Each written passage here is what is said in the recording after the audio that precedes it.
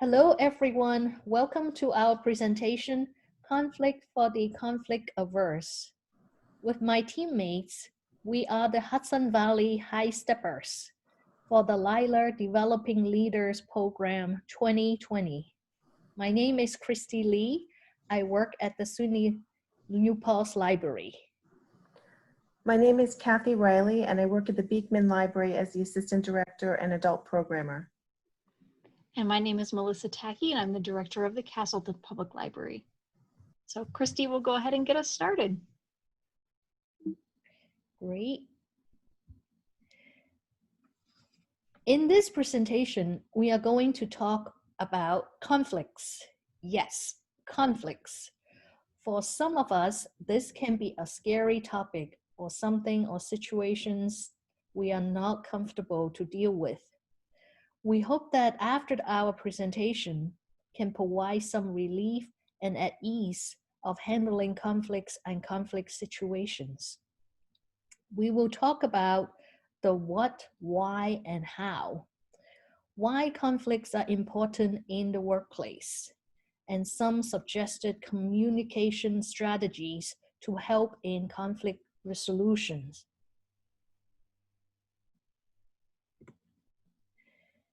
So what is conflict, or what are conflicts?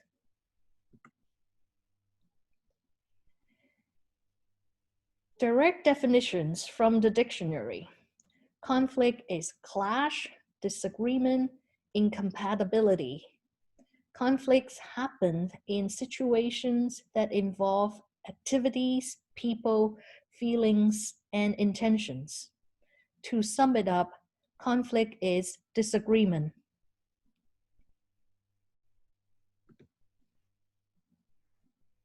Conflicts are not necessarily bad things.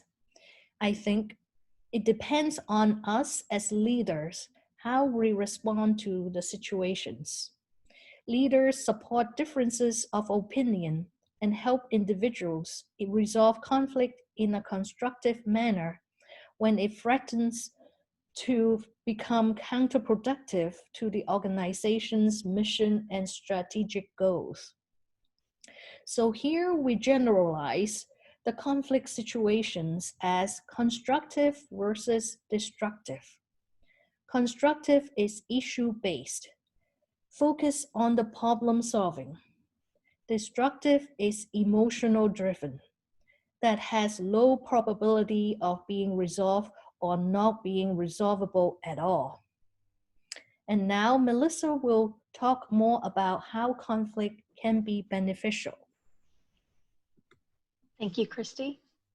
Kathy will spend more time addressing the benefits of conflict later on, but this is a brief look at how theorists have identified the benefits of conflict.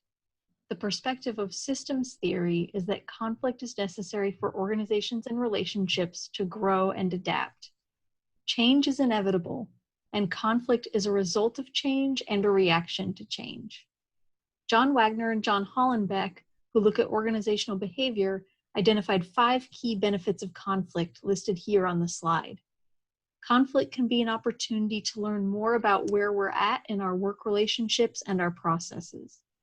The information we learn through conflict can be used to build better work relationships and to make changes to allow our organizations to improve and adapt to changing circumstances. Now, what would a workplace without conflict look like? And here's a quote that I'll read to you just because I love it. Bad atmospheres are symptomatic of repressed conflict and bureaucracies under stress. Underlying conflicts are evaded, problems are postponed, real honesty is rare, and the brittle clannish camaraderie which stands in its place is a poor substitute. Does this type of work environment sound familiar to anyone? For those of us who are conflict averse, we may often avoid problems that need to be addressed, or we may often simply accede to others to keep the peace.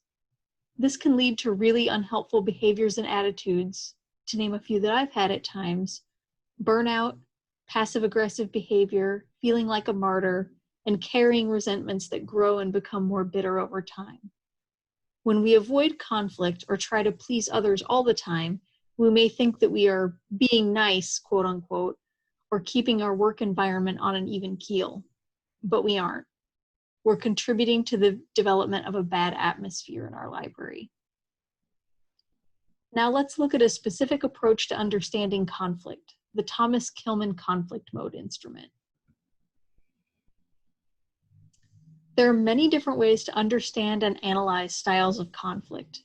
We're focusing on the Thomas Kilmann conflict mode instrument, which is widely shared in different texts dealing with management, communication, and conflict resolution. The instrument can be used to understand and describe the approach to conflict that a person tends to use most often, so it can help us to have more self-awareness about our own tendencies and more understanding of the tendencies of those around us. But it can also be used as a tool to better understand why one might apply different approaches to conflict and to choose what approach might be most useful for a given situation. That's the aspect of the Thomas Kilmann instrument that we'll be focusing on today.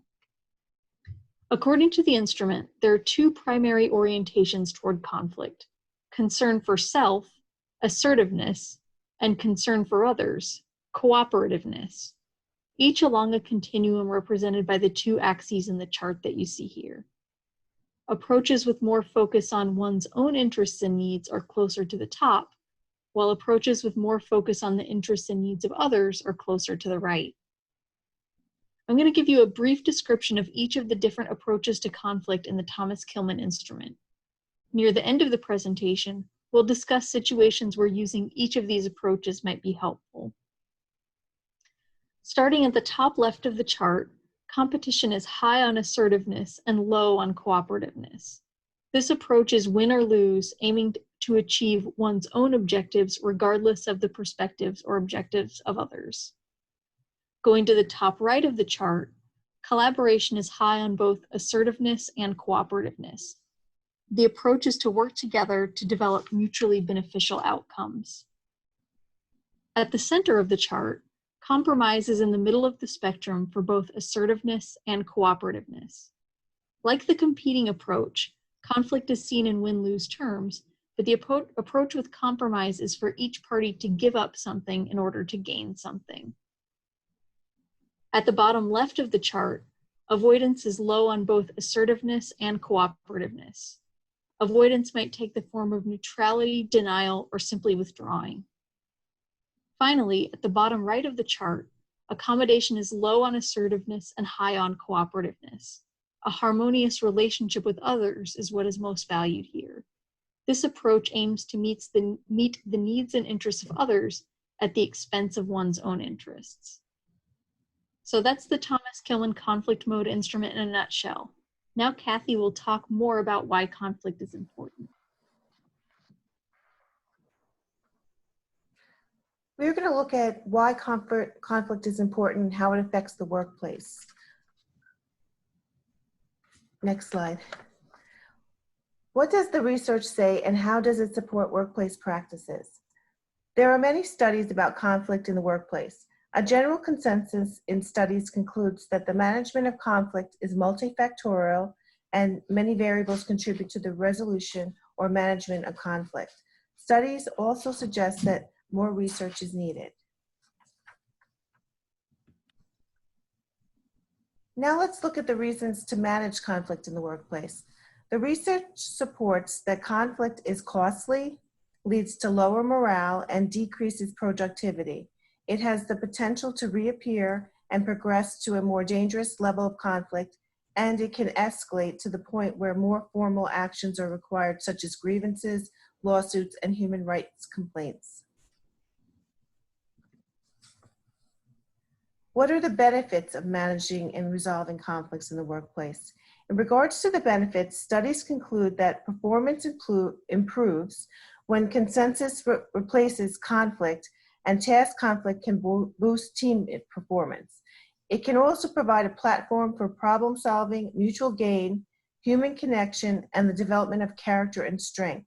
Teams develop deeper relationships by working through conflict successfully.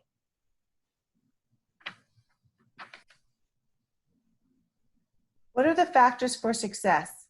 Individual factors that were found to improve success with conflict resolution include cognitive flexibility, meaning the ability to see the other side's perspective, balance of self and other, emotional regulation, and personal conflict fit.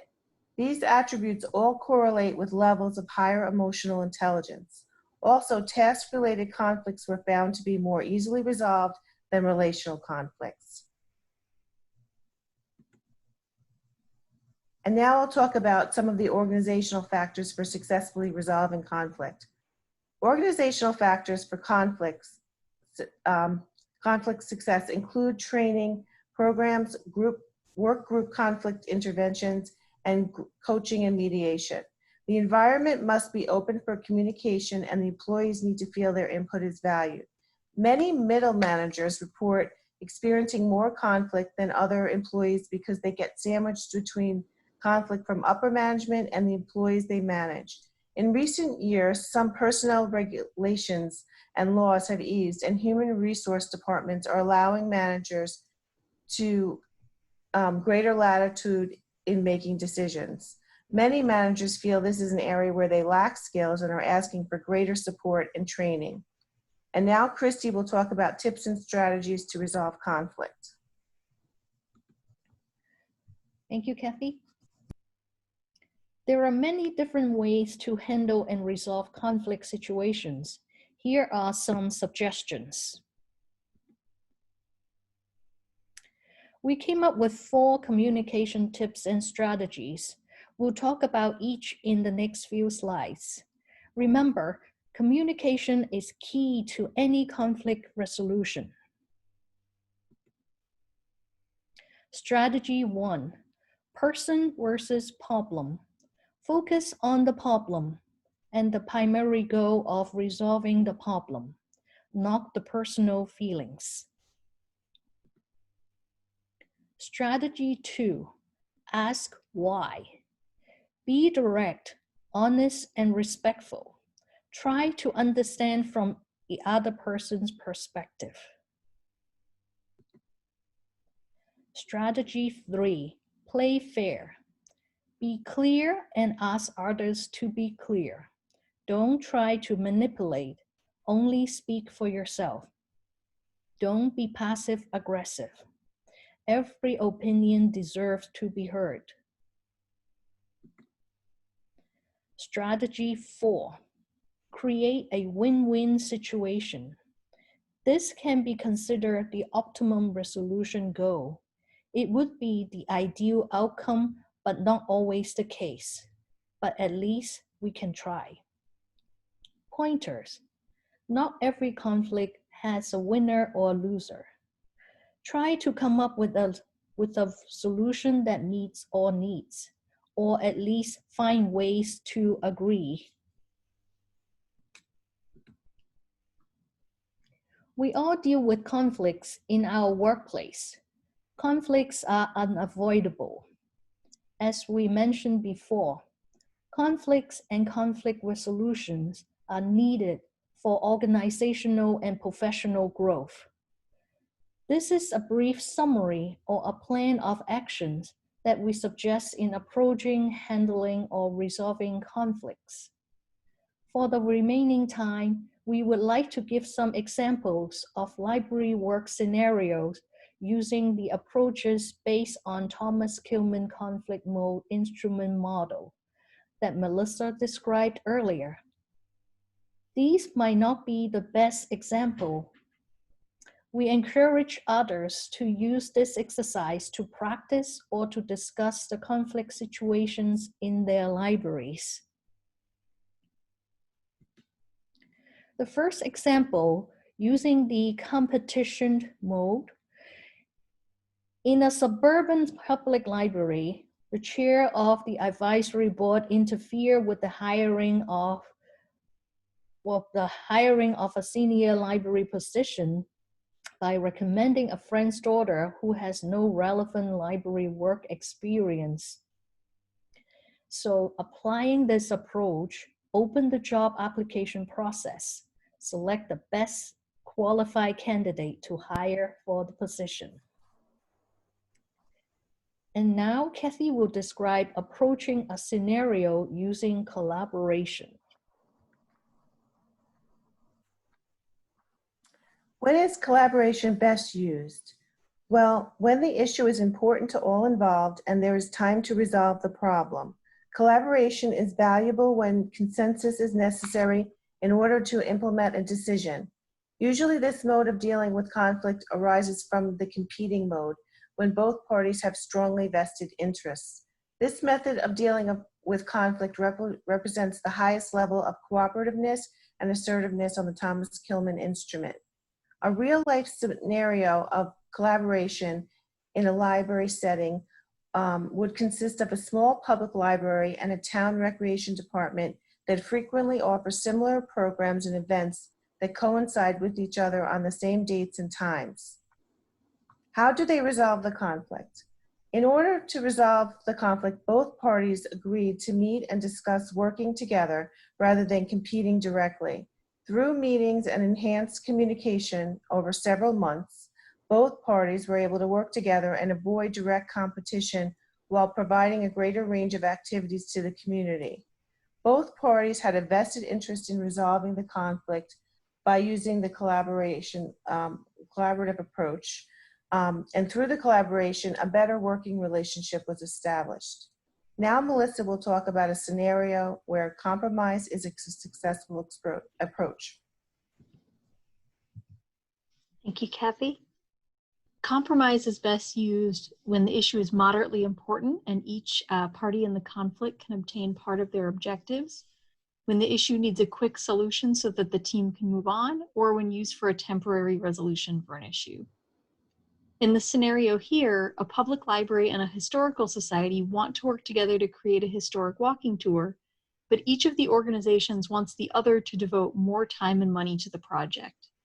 If this project is important to both parties, they have to first acknowledge that each organization needs to devote more resources, then attempt to split the costs equally. If they compromise, they can achieve their shared goal by giving up additional resources and time, taking some staff time and funds away from other projects.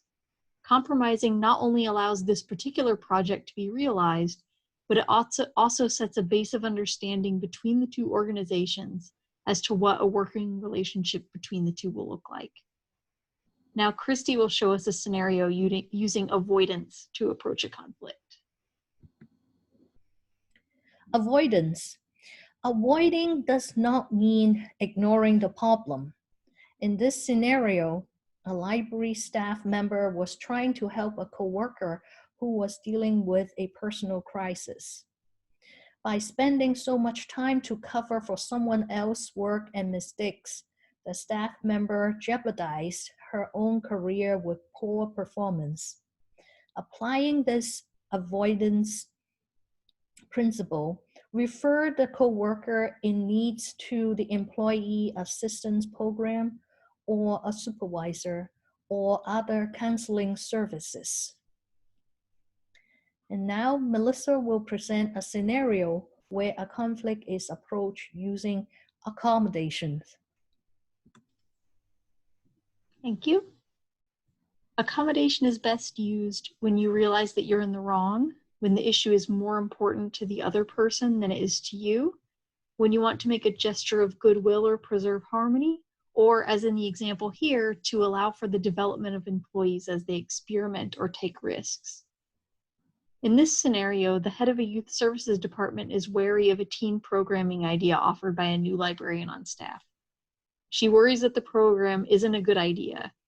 She fears she'll face criticism and questions by the public, and she fears the possibility of conflict with her own boss, the director. Instead of shutting the idea down, she practices accommodation by empowering the librarian to proceed. Here, accommodation does a number of positive things. It fosters good morale by letting the new librarian on staff know she's valued and that her perspective is listened to. It allows the librarian to grow in her position by taking risks, allowing her to learn from her own mistakes and successes. And it keeps the department vital by trying new programs and approaches and allowing the department to grow and change. We hope that these scenarios might be helpful to you as you decide what approach to use when dealing with different types of conflicts in your library. And finally, here is a list of citations for sources that we've referenced in our presentation. Thank you for your time and attention, and we hope that this presentation is useful to you in understanding and managing conflict. Please be sure to take a look at the handout accompanying our presentation. In addition to including some of the content that we've included in our talk today, the handout also includes additional practical tips and practice scenarios, along with suggestions for further reading, webinars, and e-courses. Thank you.